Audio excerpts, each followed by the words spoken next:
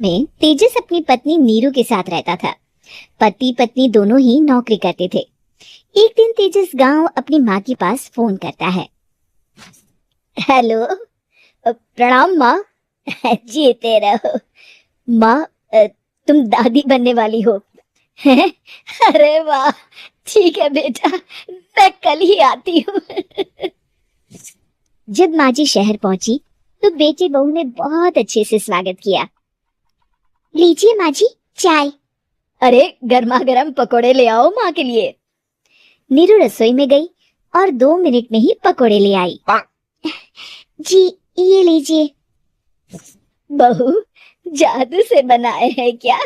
अभी तो रसोई में गई थी। यम्मी। माँ जी, शीला रसोई में पकोड़े तल रही है, मैं बस लेकर आई। हे भगवान, मेरा धर्म भ्रष्ट कर दिया तूने। अब तो गंगा जल से शुद्धिकरण करना होगा।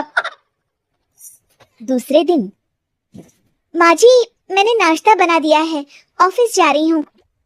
पर अभी तो घर का सारा काम पड़ा है। शीला आती ही होगी, झाड़ू पोछा बर्तन कपड़े वो सब कर लेगी। हमारे जमाने में घर का सारा काम हम ही करते थे। जी माँ जी, आप बहुत होशियार हैं, मैं घर ऑफिस दोनों नहीं संभाल पाती। तो जरूरत क्या है घर से बाहर जाकर चाकरी करने की? वैसे भी घर का काम खुद करने से घर में बरकत आती है, समझी? पर माँ जी, पर वर कुछ नहीं, इस महीने की पगार मिले फिर ऑफिस बंद है। हाँ। रात को नीरू तेजस से कहती है, सुनिए जी, माँ जी बोल रही थी कि मैं नौकरी छोड़ दूं। वैसे ठीक ही तो है, अभी तुम्हें आराम की जरूरत है।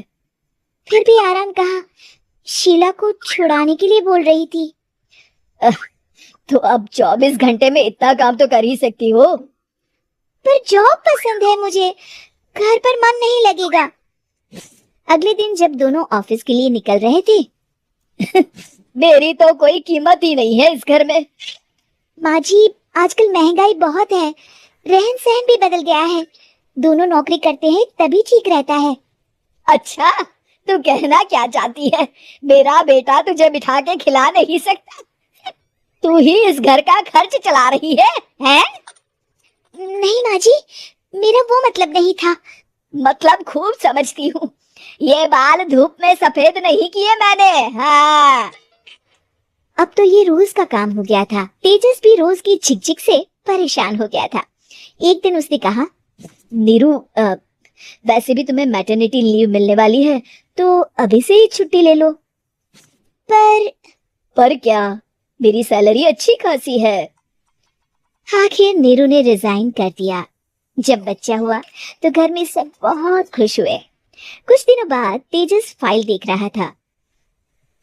क्या हुआ तेजस, कुछ परेशान लग रहे हो? अब हाँ, वो हमारी जितनी सेविंग्स थी वो तो हॉस्पिटल में और छठी के फंक्शन में खत्म हो गई है नीरू। और अभी वैसे मंदी चल रही है तो मैं बोल रही थी कल मुन्ना को हेपेटाइटिस का टीका लगवाना है। नीरू, क्या पोस्टपोन नहीं कर सकते? नहीं जी, बिल्कुल नहीं। अब तेजस को समझ में आ रहा था कि उससे गलती हुई है। पैसों की कमी का असर घर के माहौल पर भी पड़ रहा था। अगले दिन, बेटा मेरा चश्मा और ये दवाइयाँ ले आना, पर्चा देते हुए माँ जी ने कहा। जी। तेजस, मुन्ना के लिए दूध का डिब्बा और डायपर भी ले आना, और ये किराने के सामान की लिस्ट है, इसे भी लाना है। तेजस गुस्से में लिस्ट मरोड़ कर फेंकता है और चिल्लाता है, पैसे क्या पेड़ पर उगते हैं? ये ले आना, वो ले आना। अरे पर ये जरूरत का सामान ही है। वो गुस्से में बिना कुछ कहे ऑफिस चला गया। अरे अरे लंच तो ले जाइए। नीरू दौड़कर डिब्बा पकड़ाती है।